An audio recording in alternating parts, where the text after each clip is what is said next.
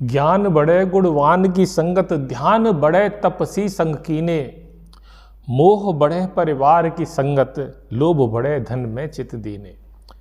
क्रोध बढ़े नर मूड की संगत, काम बढ़े तिय को संग कीने। बुद्धि विवेक विचार बढ़े, कभी दीन सुचंजन संगत कीने। दोस्तों, इस दुनिया में हम जो भी कुछ पाना चाहते हैं, जिस भी फील्ड में सफलता चाहते हैं, उसका एक मूल मंत्र है। जो भी व्यक्ति किसी भी फील्ड में सफल होना चाहता है, चाहे वो स्पोर्ट्स का हो, चाहे वो साइंस का हो, चाहे वो फिल्मी का हो, चाहे डांस का हो, चाहे सिंगिंग का हो, एनी वेडी पेंटिंग का हो, एनी फील्ड, चाहे पहलवानी कुश्ती का हो, अगर वो चाहता है सफल होना, सक्सेस पाना, एक अच्छी सफलता पाना, तो उसका एक ही मूल मंत्र है। और वो मूल मंत्र क्या है? वो है संगत, सोहबत, यानी कि उन लोगों का साथ करना जो इस फील्ड में सफल हो गए हों। तो आज का वीडियो हम इसी विषय पर रखेंगे, चर्चा करेंगे कि कैसे एक संगत का असर हमारी ज़िंदगी पर पड़ता है, और न कर पर पड़ता है, बहुत हमारी ज़िंदगी को प्रभावित कर देता है। आज के वीडियो में दो तोतों की कहानी पर चर्चा की जाएगी कि दो तोते थे और उनके जीवन में कैसा बदलाव आया, कैसे उनके वैल्यूज़ बढ़ गए और किसी के कम हुए, क्या था ऐसा विषय, क्या ऐसा अंतर था दोनों तोते जो कि सगे भाई थे। तो ये सारी बातें आज हम डिस्कस करेंगे। वीडियो में अंत तक बने रहना। वीडियो बहुत ही प्रभावशाली और बहुत ही अच्छा होने वाला है, जो कि हमारी ज़िंदगी के आमूल-चूल परिवर्तन कर सकता है। तो मैं आपको प्रणाम करता हूँ, आपका दोस्त राजेंद्र सिंह। और चलो वीडियो शुरू करते हैं। यूट्यूब चैनल परलोक सवारे में आपको बहुत बहुत स्वागत और अभिनंदन है। तो दोस्तों, संगत के पीछे क्या बात कहें? संगत के लिए तो कबीर साहब ने भी बहुत बोला है कि संगत से सुख उपजे, संगत से ही सुख उपजता है, कुसंगत से दुख होए। अगर गलत संगत कर देते हैं, संगत का यहाँ मतलब है अच्छी संगत, सुसंगत, यानी अच्छी संगत से सुख उपजता है और कुसंगत से दुख होता है। कहे कबीर तह जाइए, साधु संग जह होए। और कबीर साहब कह रहे हैं कि जहाँ जाना चाहिए जहाँ पे साधु संग होता है, साधु यहाँ पे निवास करते हैं। तो मैं ज़्यादा वीडियो को लंबा ना करते हुए मैं एक ऐसे कहानी बताने जा रहा हूँ जो हमें सोचने पर मजबूर कर देगी। दोस्तों, एक पुराने समय की बात है। एक व्यक्ति था, उसके पास दो तोते थे। तो उन दो तोतों को बेचने के लिए बाज़ार में चल पड़ा। दोनों तोते थे, एक अलग अलग पिंजरे में दो तोते बंद थे। व्यक्ति गया बाज़ार में। पहले ज़माने थे जब बाज़ार में ऐसे ही चले जाते थे, सड़क के किनारे खड़े हो जाते थे, तोते पकड़ते थे और कहते, उसने दो तोते ले रखे थे हाथ में और कहा, भाई मेरे ये दो तोते हैं और आप कोई लेना चाहे ले लो। लोगों ने पूछा, भाई कितने के दिए हैं तुम्हारे ये तोते?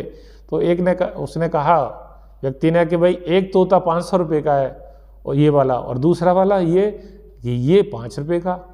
कि भाई देखने में तो दोनों तोते एक जैसे लग रहे हैं, मगर आप इतना अंतर रेट में कैसे बता रहे हो? कि देखो भाई, जब आप लोगे, खरीदोगे, घर ले जाओगे तो आपको खुद अंतर पता लग जाएगा। अभी मैं जो बता रहा हूँ वो यही है। एक तोता कितने का? 500 रुपये का, एक है 5 रुपये का। पुराने समय में 500 रुपये और 5 रुपये कम नहीं हुआ करते थे। मगर आते सड़क के किनारे खड़ा था वो व्यक्ति दोनों तोतों को लेके। मगर हो क्या रहा था, लोग आ रहे थे और आश्चर्य कर रहे थे, यार तोते तो देखने में ऐसे ही हैं, मगर अंतर क्या है? ऐसी क्या वजह है कि भाई, मगर कोई हिम्मत नहीं जुटा पा रहा था। इसने कहा, ये 5 रुपये वाला तोता कि ये ले जाओ, कोई दिक्कत नहीं, मगर अगर आप 500 रुपये वाला तोता लेना चाहोगे तो आपको 5 रुपये वाला तोता भी साथ में लेना पड़ेगा। ये कंडीशन और थी। अगर 5 वाला तोता ले जाते हो तो कोई दिक्कत नहीं है। तो कौन लेता? इतनी हिम्मत किस पे थी? पुराने समय की बात है, राजा की सवारी आ रही थी तो राजा साहब ने देखा कि भाई तोते तो बड़े अच्छे हैं और लेके बैठा, चलो बात करते हैं। तो राजा साहब को भी यही बात बताई कि एक 500 का, एक 5 का है, दोनों लोगे तो ऐसे कंडीशन बता दी। राजा ने भी पूछा वही सवाल कि ऐसा क्यों है, कि ऐसा क्या अंतर इन दोनों तोतों में? तो वही जवाब दिया कि जब आप ले जाओगे, घर पे देखोगे तो आपको अंतर घर पे जाके पता लग जाएगा। चलो कुल मिला के राजा ने तोते दोनों ले लिए। दोनों तोते ले जा करके राजा ने रात को जब सोने गया तो जो 500 रुपये वाला तोता है उसको उसको अपने कमरे में रखवा दिया कि भाई इस पिंजरे को मेरे कमरे में रख दो। और कमरे में जब वो राजा सो गया, जब सुबह 4 बजे तो जो 500 रुपये वाला तोता है, जो कीमती तोता है, तो उसको क्या हुआ, वो सिया राम और भजन गाने लग गया और नई नई अच्छी अच्छी बातें कहने लग गया। वो राजा जगा, राजा ने कहा ये तो बहुत बढ़िया तोता है, ये तो भजन गा रहा है, सिया राम बोल रहा है। और राजा का दिन भी बड़ा अच्छा निकला, क्योंकि जब सुबह अच्छी होती है तो अंत बेला प्रारंभ अच्छी होती है तो एंड भी अच्छा होता है। तो राजा ने कहा ये तो बहुत शानदार तोता है। चलो दूसरे दिन शाम को क्या हुआ कि आज ऐसा करना, वो 5 रुपये वाला तोता मेरे महल में रखवा देना। तो शयन कक्ष में उनके बेडरूम में राजा के 5 रुपये वाला तोता रखा गया। तो 4 बजे होते ही तो वो 5 रुपये वाले तोते ने गालियाँ देनी चालू कर दी। एक गाली देता, दूसरी देता, तीसरी देता, चौथी देता, गाली पे गाली। राजा परेशान हो गया, ये क्या, ये कैसा तोता बेकार है। इसको अपने सैनिकों को आदेश दिया कि इस तोते को मार दो, ख़त्म कर दो, ये बहुत बेकार तोता है, तो मूड ख़राब कर दिया इसने। इतने में जो बगल में ही जो इसका बड़ा उसका 500 रुपये वाला तोता है, वो बगल वाले से आवाज़ देता है कि राजा साहब आप मेरे माई बाप हो, आप इस तोते को मत मारिए प्लीज़। क्यों नहीं मारूं यार, ये कितना ख़राब है, देख नहीं रहा कैसा मूड ख़राब कर दिया इसने कि नहीं मत मारिए, ये मेरा सगा भाई है, इसलिए मैं आपसे हाथ रिक्वेस्ट कर रहा हूँ कि इसको ना मारिए। तो कि यार ये आपका सगा भाई ऐसा कैसे हो सकता है, आप तुम कितना अच्छे हो, कितना बढ़िया बात बोलते हो, तुमने मेरा दिन बहुत अच्छा कर दिया, तुम्हारी 500 रुपये कीमत तो है, तुम्हारी तो कीमत बहुत अनमोल है।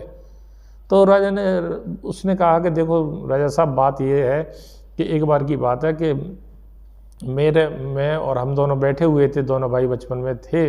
तो ये जो मुझे इसको, हम दोनों थे, तो इस तोते को पकड़ के, मेरे भाई को पकड़ के कुछ व्यापारी पकड़ के ले गया। व्यापारी ले गया पकड़ के, और व्यापारी के यहाँ पे गाली गलौज देता अपने लोगों नौकरों को। तो वही गाली गलौज सुन के ये वो गाली देता है, और कोई बात नहीं है। और मैं रह गया अकेला, तो मुझे किसी संत की दया आई मेरे ऊपर, तो संत मुझे अपने पास ले गया। तो वो संत वो तो अच्छे वहाँ धर्म कीर्तन भजन कीर्तन होते थे, तो मैं वो सीख गया। हैं तो हम दोनों भाई एक ही माँ से पैदा हुए हैं, मगर क्या करें, हमारी संगत का और सोहबत का असर है जो हमें दोनों में अंतर पैदा कर देता है। तो राजा से कहा कि आप प्लीज़ हमें माफ़ कर दीजिए, इसको माफ़ कर दीजिए। और तो राजा ने आखिरकार उनको छोड़ दिया। तो ये कहना है कि ये कहानी हमें सांकेतिक कहानी है, मगर ये क्या सिद्ध कर रही है कि इंसान वाकई में कोई बुरा नहीं है। बुरा होता है तो सिर्फ एक सोहबत होती है। सोहबत अगर अच्छी कर ले, और जो इंसान, अब हम कोई भी अच्छे बनते कैसे हैं, कोई भी हम तरक्की करते कैसे हैं, तरक्की करते हैं हम अच्छे काम करते हैं। अच्छे काम कहाँ से आते हैं, अच्छे काम हमारे विचार कहाँ से आते हैं, जहाँ से हमारी सोहबत होती है, जहाँ जिन लोगों के साथ हम बैठते हैं। हम अगर बिजनेस में लोगों के साथ बैठने लग जाएंगे तो बिजनेस वाले विचार आने लग जाएंगे। हम स्पोर्ट्स में चले जाएंगे, जिम वालों के साथ रहेंगे तो जिम वाले विचार आने लग जाएंगे। इसी तरह से यहाँ पे यही कहानी बताए जा रहे हैं कि हम अपने जीवन को अगर सफल बनाना है तो दूसरा कोई मार्ग नहीं है। पहला मार्ग है उसको उस राह में, उस लोगों की सोहबत में जाना पड़ेगा कि जो जैसे लोग हैं, जहाँ से हमने ये बात शुरू की थी। तो दोस्तों, और कबीर साहब ने तो यहाँ तक भी कहा है कि कबीर संगत साध की जो गंदी का बास। अगर जैसे आप कोई अमृत भी वो बेच रहा है किसी इत्र की, वहाँ पे बिजनेस होता है, सेंट बिक्री होती है वहाँ पे, और वहाँ पे उसके साथ रहते हैं, और जो कछु नहीं दे नहीं तो भी हो सुबास। अगर हम कुछ उससे लें भी नहीं, वो हमें दे भी नहीं, तो भी हमें खुशबू तो आएगी आएगी। तो सोहबत का बहुत असर होता है। मैं तो सफलता का एक ही मूल मंत्र देता हूँ कि जिस फील्ड में जो आदमी सफल होना चाहता है, सबसे पहले अपनी एसोसिएशन चेंज करे, अपनी सोहबत चेंज करे, और सोहबत जब बदलेगी तो हमारा सब कुछ बदल जाएगा।